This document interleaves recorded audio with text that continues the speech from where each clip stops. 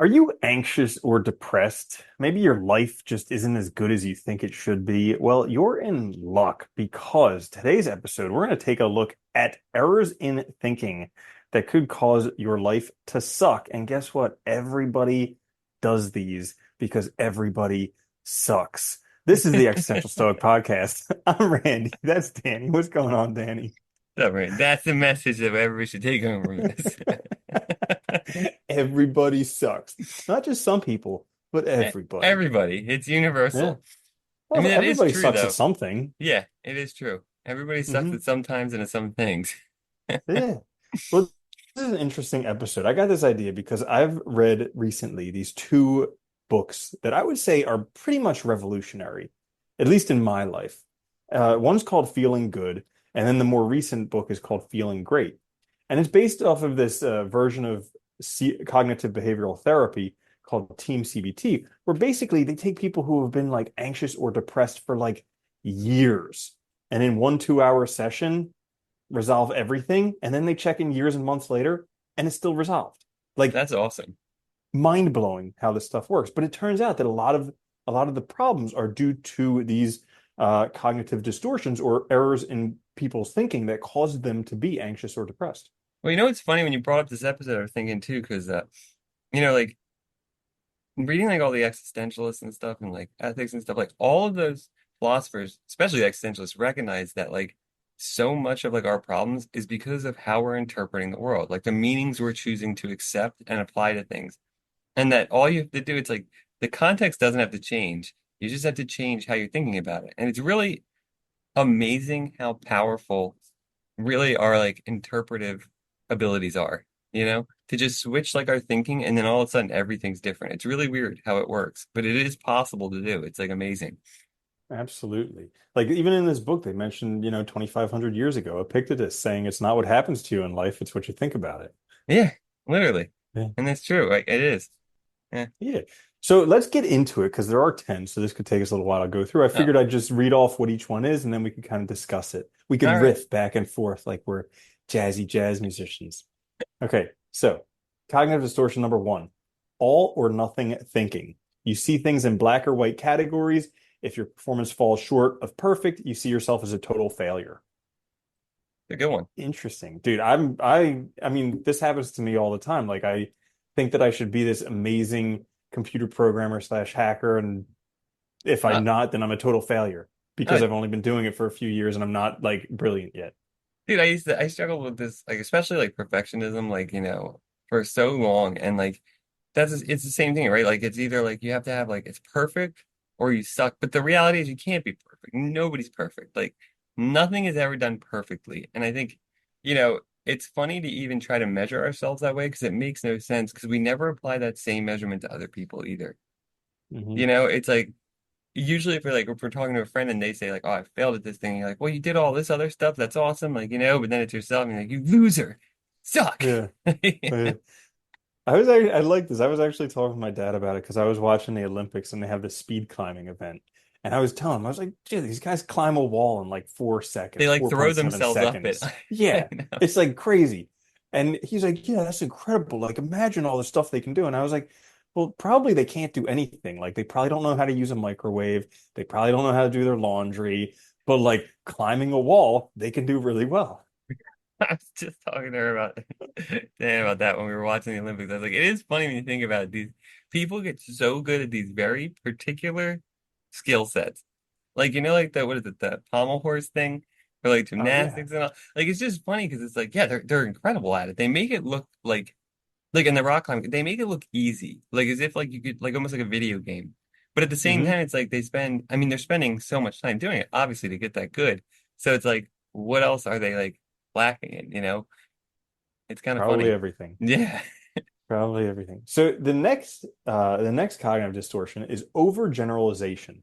You see a single negative event as a never-ending pattern of defeat. This is one that I can relate to because it's Yeah.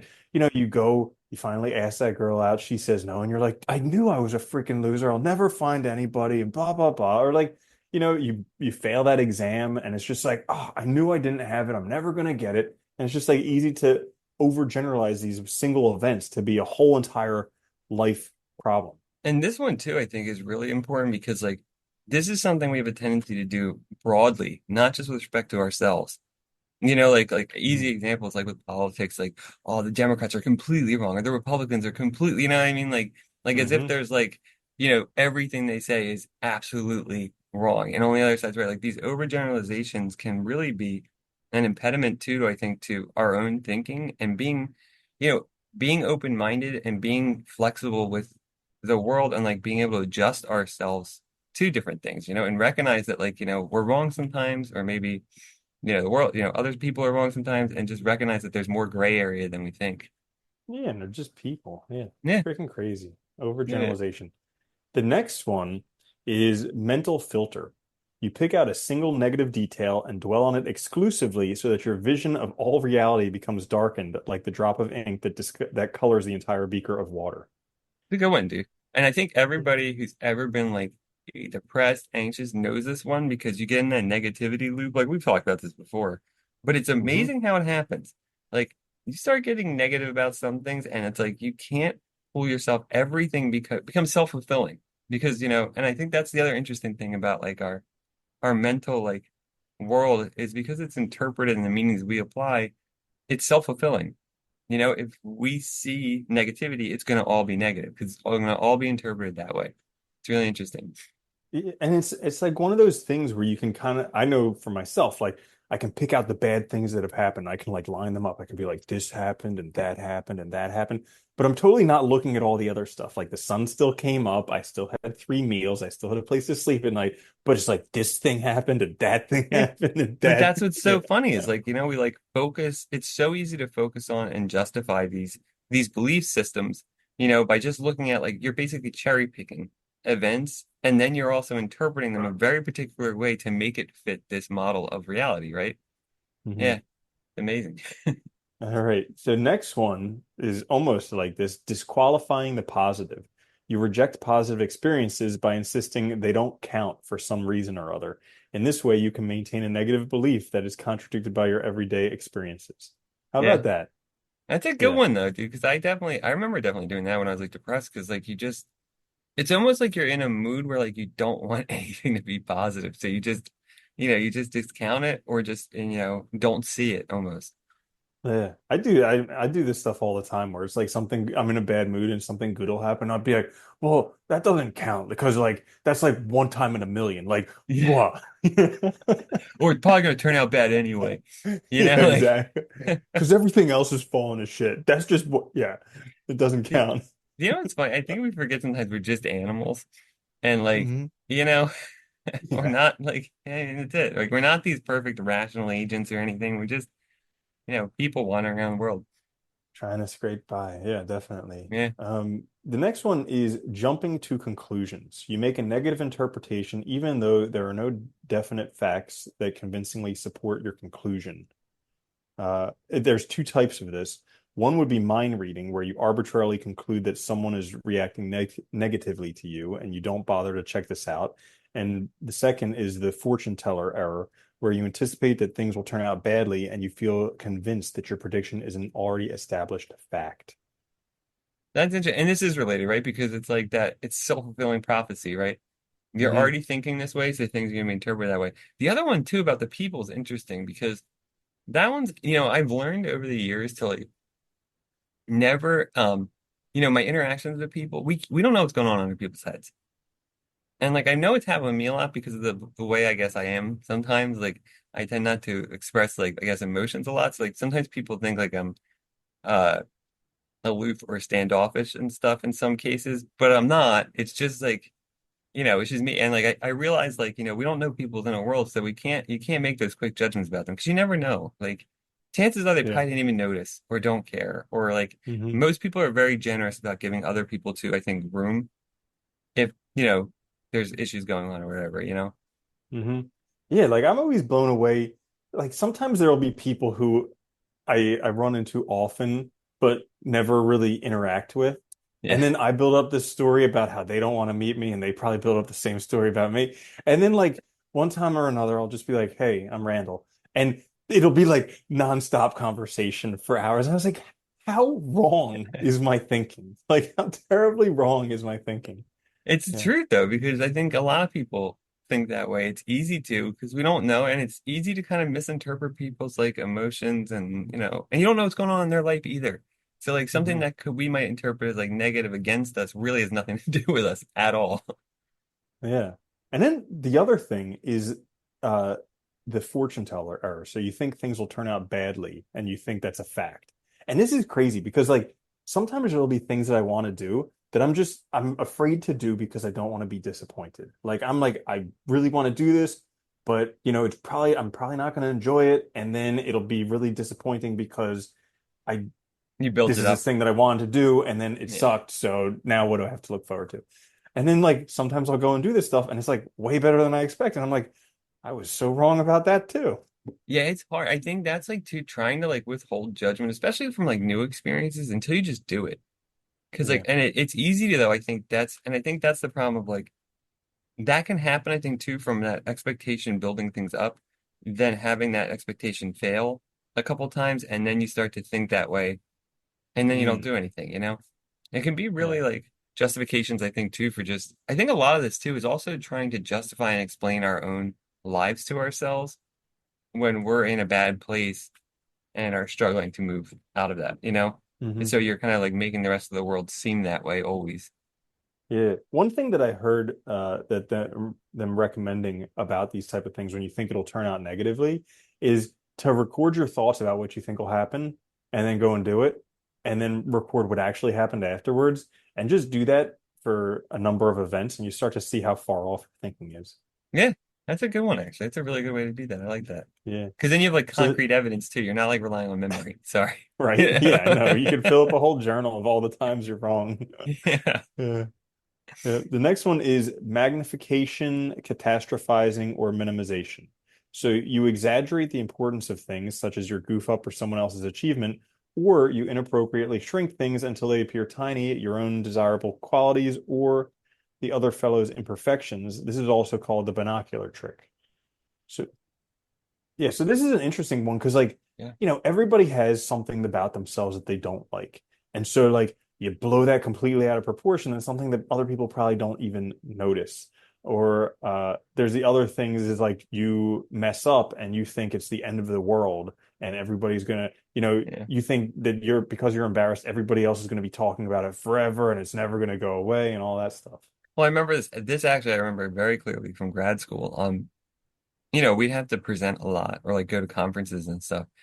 And it was it's a lot of stress because like especially like if you're doing it for the first time. And I mean there's so many people, myself included, and I knew a lot of people that I went to school with who had the same experience. Like they'd be nervous you know, the talk would they thought would go terrible, like from the standpoint of like in their mind. But in reality, it went fine. Like, yeah, they might have been a little nervous, maybe a little shaky, but nobody cares. But like in Hmm. their mind, it goes terrible. And then like dealing with that after the fact and like then questioning, like, should I be doing this? And like, all this stuff starts to come up because like you think you failed so bad and like everybody noticed and everybody's gonna remember this forever. And it's like, dude, one, most people know you're new at this, and this is like you're probably your first time or whatever, and most people are nervous presenting in front of a group. Like you Hmm. know, it's funny when you think about it because like if it, I always try to, I more often than not now, I try to think of like if I was like if I was not myself and an outsider, how would I look Hmm. at this?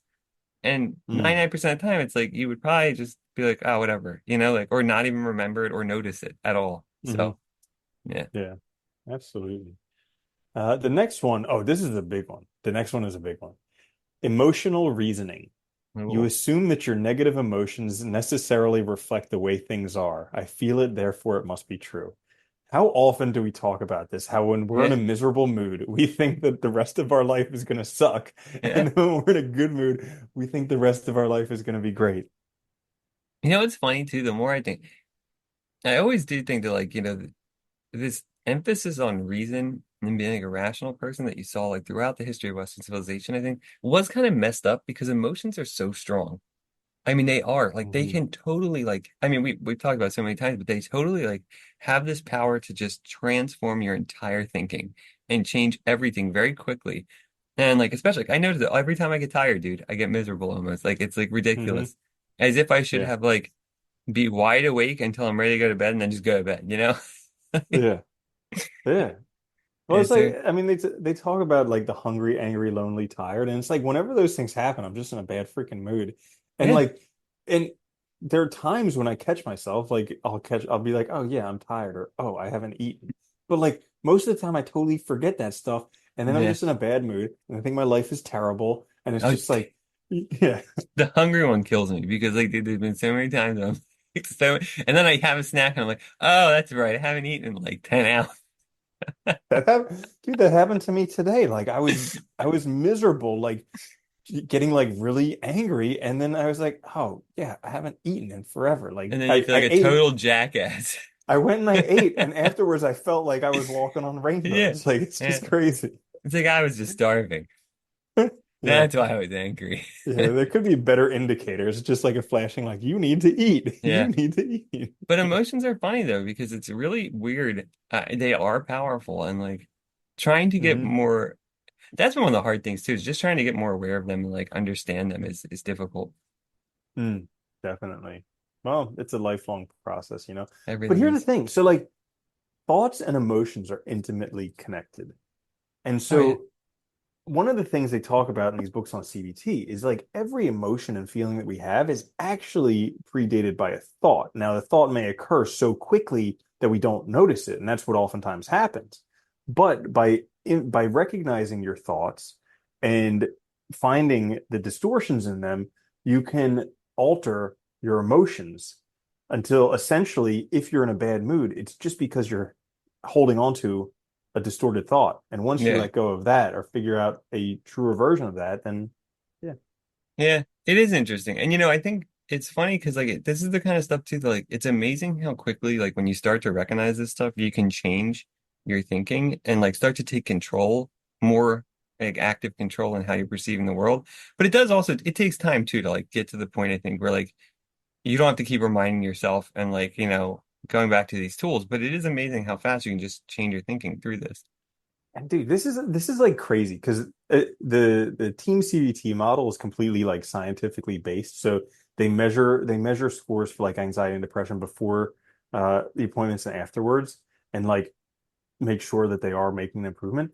But it's like scientifically documented more effective than antidepressant medications, which Because isn't a big thing to say because antidepressants don't work. But like this yeah. is like something that's like, holy cow, how come this isn't the first line of defense for anxiety and depression as opposed to just putting people on medications? Well, that's always killing me, dude, because studying philosophy for so long, like so many philosophers focus on this because they're focused on like the inner world, And like that's always blew my mind. It's like, well, it's like our thinking is always the number one reason, like the meanings we're applying to the world, like how we're doing with that, like, choosing for ourselves, like, all of that is usually the cause of these things. And working on that is going to fix it. But I think, we talked Hmm. about this before. I think we're too much in the habit, especially in like the US, of like treating symptoms because that's what hurts at the moment instead Hmm. of the actual cause of it, then like actually trying to work on ourselves to make it so that we can function better in the world and be happier without this crap that then like, gets in the way of it. That is a good point because we can make symptoms go away like that, Yeah. but it'll just shift to somewhere else. They call it the symptom imperative, where like you have one symptom, you treat the symptom, it'll go away, but something else will crop up. Well, and the problem is too, I think with that too, is like it's so easy to take a pill, right? Or to like, Hmm. whatever, like whatever the medication is, right? It's so easy to do. And the problem with that too is like if you see the results from that immediately, it's like then you get in this thinking like, oh, it's not me, it's chemicals or it's this or that, or like, and it's like, well, not necessarily, it Yeah, also could be you that could be causing those chemicals too, because our the thoughts and how placebo we effect. well, yeah, and Yeah. how we feel also like affects our hormones and everything else, which changes so much. Like it's amazing. We can Hmm. make ourselves feel totally ill, if we just think about Hmm. it long enough. So it's like, yeah, it's Oh, amazing. definitely. So the next one is should statements. You try to motivate yourself with shoulds and shouldn'ts as if you had to be whipped and punished before you could be expected to do anything. Musts and oughts are also offenders. The emotional consequence is guilt. When you direct should statements towards others, you feel anger, frustration, and resentment. Oh, I see. Like obligation type thing, like that you Yeah, should so have you done say this. should, like I should have done this, I should have known better, I shouldn't have done that, or towards other people. They should do this, they shouldn't do that, they should think this way, they should do that thing. And it's Yeah. interesting because they call it like shooting on yourself and masturbating. That's pretty funny. Yeah. That's really good. But yeah. But it's But it like may I oh good. mhm. I was gonna say, well, Okay. it's like that black and white thinking, right? Where it's like there Hmm. can't be any gray area or there can't be any like degrees. I think that's always funny too, because we always like we look at it like we look at the world in terms of these opposites of like failure, success, like good, bad. But it's like all of that is a degree. There's a line connecting those two things, and they're just the extreme endpoints, right? So it's like you Hmm. can fall in so many places in there, and you're like, that aren't bad. Yeah. Yeah, they talk about how there's three actual shoulds, and then anything outside of that is just kind of a gray area. So there's the laws of nature, like if you jump off a building, you're gonna fall. You Or should like if you don't fall. eat, right? Like, Yeah, stuff like that. Yeah. yeah. There's the laws of man. So just like, if the speed limit says 50 miles an hour, you should go 50 miles an hour or under, or else you're gonna, do that. There's And then the laws consequences. of, yeah, or the laws of morality, kind of like the Ten Commandment types of stuff, like don't kill, don't steal, don't lie, that type of stuff. Yeah, those are the shoulds, and then everything else is just kind of going to cause you a headache. Yeah. Well, I think it's because we forget, like, everything's a matter of degree, and we're so unwilling to give ourselves. I think the other problem with this thinking too, and I know because personally I fell in that trap for a long time, but like you fall in this trap of way of thinking where like you don't even allow yourself to fail anything. So it's like you can Hmm. never move forward either. You can never you never have opportunities to overcome obstacles and move forward and like progress in things because you're so afraid of like and so harsh on yourself for any sign of like failure or anything that you don't even look at Yeah, them as like just like, obstacles basically what they yeah, are. because you need failure is part of the process. Yeah, for everything. I thought it was interesting how they list the consequences of these shoulds or musts when they're directed towards yourself or towards others. So like when it's directed towards yourself, the consequence is guilt. And then when it's directed towards others, the consequence is anger, frustration, and resentment. And then so it's interesting because it's like perhaps maybe you're feeling in life guilty or you're feeling angry, resentful, frustrated. It's like, well, there's probably a hidden should, and that may not be true. Yeah. And it's probably actually accurate. I think that's an interesting way to look at it too, because we have to get like we can't, you can't do things, you're not going to attack those people and do stuff to them. So it's like instead you get these strong emotional responses that then make you feel not well, and it's like, Mhm. yeah, that's interesting. Yeah. Cool. Um, So the next one is labeling and mislabeling. This is an extreme form of overgeneralization. Instead of describing your error, you attach a negative label to yourself. I'm a loser. When someone else's behavior rubs you the wrong way, you attach a negative label to them. You're He's an a idiot. goddamn louse. Yeah. Yeah. Mislabeling involves describing an event with language that's highly colored and emotionally loaded. That's Yeah. a good one too, because I think that I do people do that all the time, like constantly. Hmm. And it's Hmm. it's a really good one because I think if you're aware of it, you start to see how much it happens. And like it is such a wild generalization, right? To say like even to say like I'm a failure, it's like, but really like think about it. Like you've definitely done stuff in your life. You've definitely done lots of things. So failure in what sense? Like, and we use it Hmm. so blanket to just mean like at everything. It's like that can't be true. So hmm. it must be wrong. Yeah, yeah, because this is a huge one, and I mean, this is a big cause for like a lot of anxiety and depression. Because something will happen, there will be some event, and then you'll label yourself like, "Oh, I'm worthless," or "My life sucks," I'm a loser," all this different stuff, and it'll make you go down a completely different path, and you just like don't question that actual thought. It's just like Yeah. one of the techniques they talk about is be specific. Like, yeah, that's a label, but specifically, how are you a loser? Yeah. Oh, you failed an exam?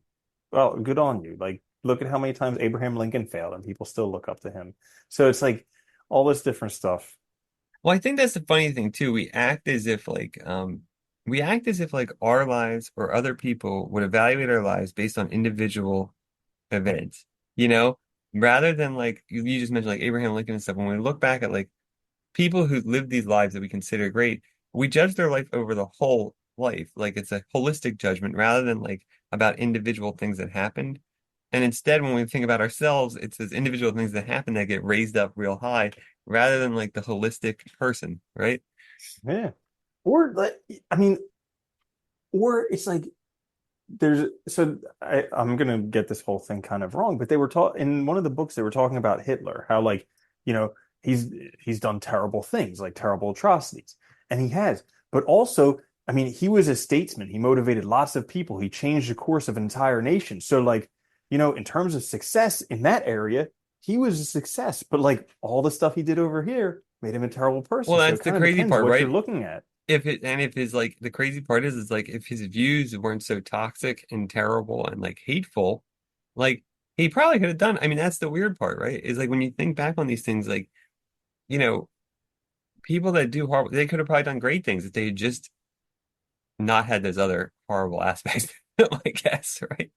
But yeah, I Yeah. mean, it's true. Like it's hard to judge people, and it's hard to like looking at we tend to look at one aspect of people and make it out to be the whole person. I think that's always problematic, right? Hmm. Absolutely. So the last one is personalization. You see yourself as the cause of some negative external event, which in fact you are not primarily responsible for. Huh. How often does this happen where someone will think that, something happens and then they'll blame themselves for it? Like, Oh, dude, yeah. good example. I think this one happens to a lot of people is like, and it's, I mean, it's crap. It sucks, but like someone like they love passes away. And like then you start doing like, well, what if I had left my house 2 minutes earlier that day? Or like, what if I had made her, what if I done this day? And it's like, well, you can do that till the end of time. You can do that like, well, what if? And it's like the situation's still not going to change.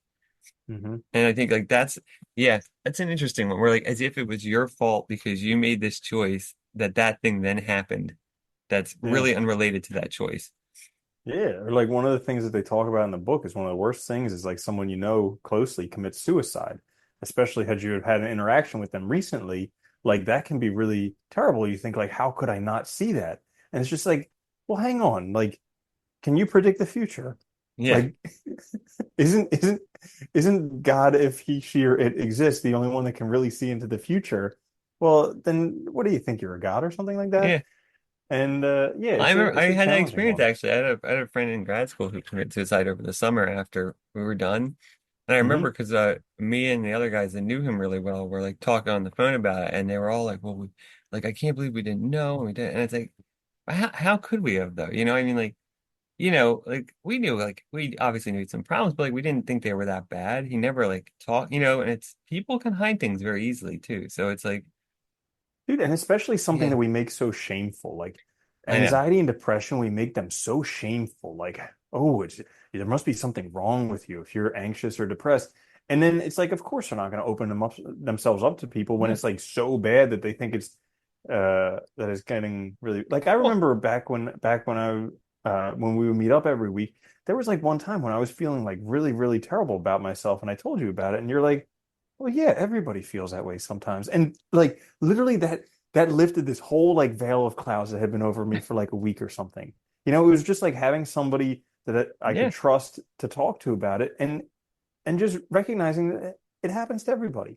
Well, it does, dude, to everyone. And, like you can't like change that reality of that we're people. Like these things happen.